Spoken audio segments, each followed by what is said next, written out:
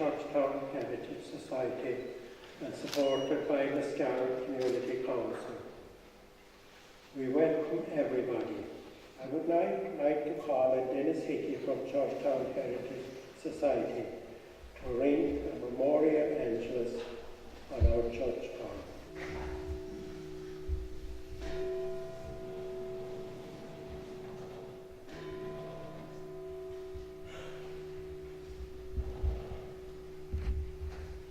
I would now like to call on Gerry, founder of Churchtown Heritage Society, to present an opening address entitled We Remember.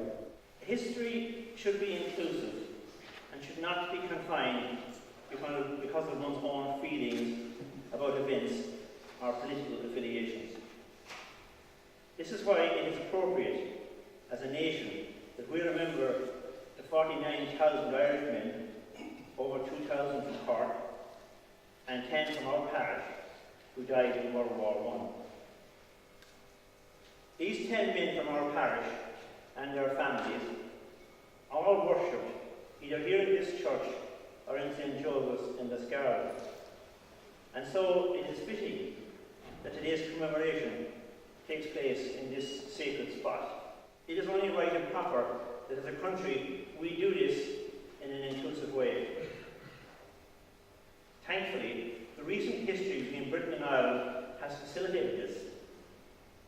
As President of Ireland, Michael D. Higgins, whose mother is Alice Canty from Liscarroll, explained so eloquently in his historic address to the Houses of Parliament in London in 2014. Many families have conflicting views on what happened, and this is understandable. In my own case, 4 grandnephews of William Boss Murphy fought in World War I, and 2 did not return. They were the grandchildren of my great aunt, Mary Murphy, who married James Hartstrong from Liscarroll and who immigrated to New Zealand in 1874.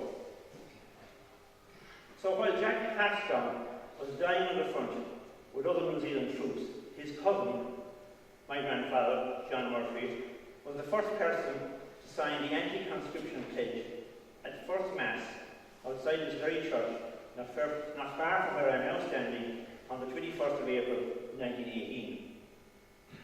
A few months later, in October 1918, Jack's brother Gerry was also killed in action. Mary Murphy had now lost 2 grandsons in World War I, and such have been contradictions in Irish families about the Great War. Finally, I wish to recall an ex-serviceman, Joe Manning, and friends, who stood outside St. Nicholas's Church in Churchtown every November when I was a young boy. These men were offering copies and collecting donations in a billy can that I assume Joe brought home for the war. How brave those men were to do this in such a public way in an often intolerant Ireland of the 1950s and 60s. At the time, of course, I did not fully understand the significance of what was happening. But now, almost 60 years later, this abiding November memory motivates me to recognise our World War I fallen parishioners and the previous generation who remember them every November. I now invite Colette Collins, Honorary Secretary of the Munster Fusiliers Association, to speak about the Great War. On the 28th of June 1914, the Archduke Franz Ferdinand, heir to the Austro-Hungarian throne, was assassinated in Sarajevo by a Serb nationalist. The Austrian government's demands were refused by Serbia, which was backed by Russia. Russia regarded itself as the protector of Slavic peoples. Germany sided with Austria-Hungary and urged them on in their demands against Serbia. This resulted in the partisan mobilization of the Russian army on Germany's borders. And just to finish, I would like to read for you Marshal Foch's tribute to the Irish soldiers. The Marshal said, "The heroic dead of Ireland have every right to the homage of the living, for they proved in some of the heaviest fighting of the war that the incomparable spirit of the Irish race that has placed them among the world's greatest soldiers still lives and is stronger than ever it was. Never once did the Irish fail me in those terrible days.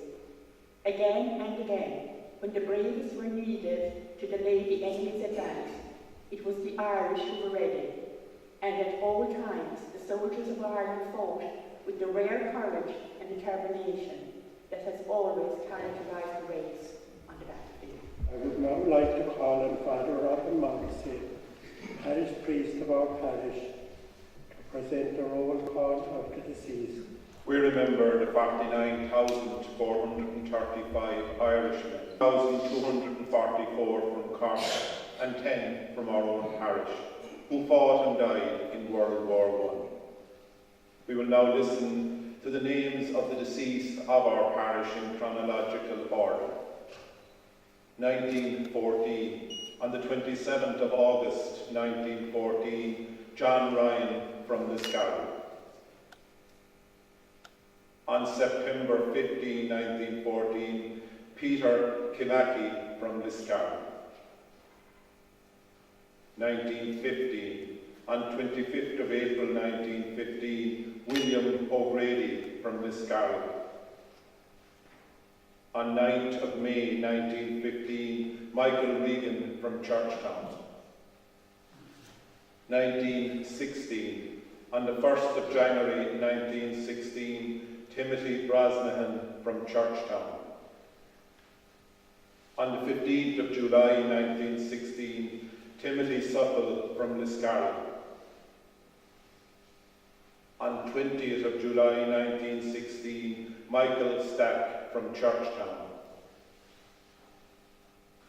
On the 9th of August 1916, Stephen O'Dea from Liscarroll. On the 15th of September 1916, Charles Purcell from Churchtown. 1918, on the 19th of October 1918, Michael McCarthy from Churchtown.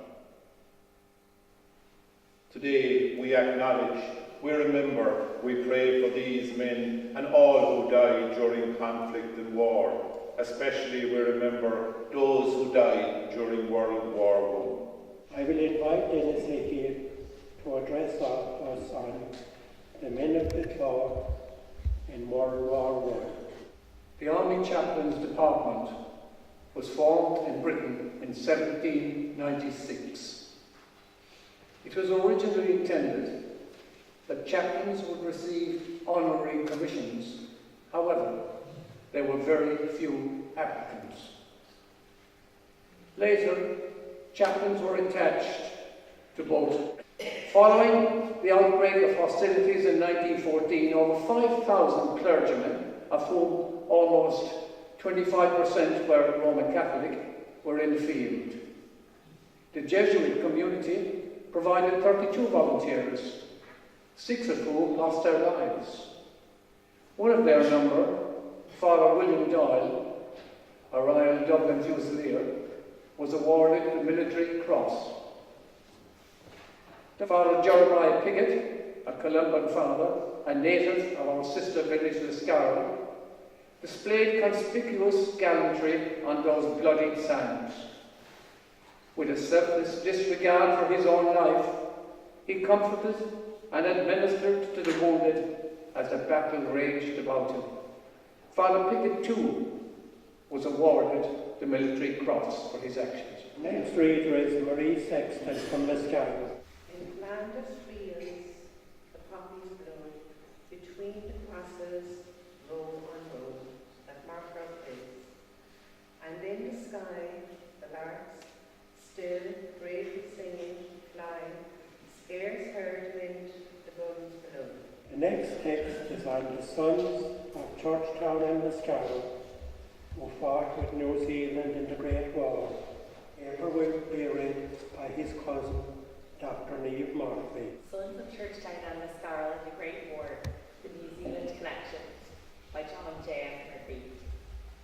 Tugad an Tanam Anzac and Trúpi on Austral agus an Nua Healy a bhí ag trid sa céad cogad Ireland. Cailem an cuinto i Gallipoli, agus is divorce seo, danger Camora na Hamsa, Faircrew, Abron, Gocklin, Flood on Highway. Anzac was the name given to the troops from Australia and New Zealand who fought in World War I. The Anzac troops suffered huge casualties in Gallipoli, which is why Anzac Day is commemorated annually on the 25th of April, not just in Australia and New Zealand, but also throughout the many countries who fought in World War I.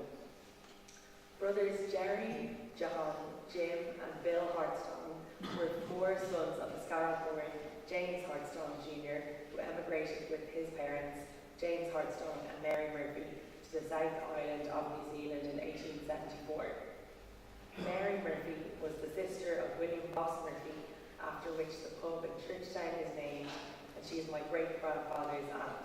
Judy Hartstone is the niece of the 2 Hartstone men who died in World War I, and she recalls, "My uncle Jack Hartstone's death on the 12th of October 1917 was significant in that he was one of those killed in the Battle of Passchendaele, which was recorded as New Zealand's worst military disaster. In just a few short hours on a miserable Belgian morning, over 1,000 New Zealand soldiers were killed and a further 2,000 wounded in an attack on the front line."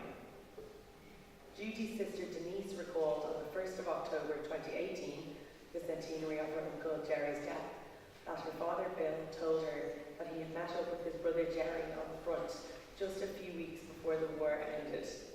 They were full of hope for getting home together in a few weeks. But this was not to be, as Gerry was killed in action shortly afterwards and Bill came home alone. Hui James Hartstone o Liscarroll an Zaman Kayla Mary Murphy o Bruhenny, Gyda Nua Hayla Mary McMahon o Blake Shafter Bar.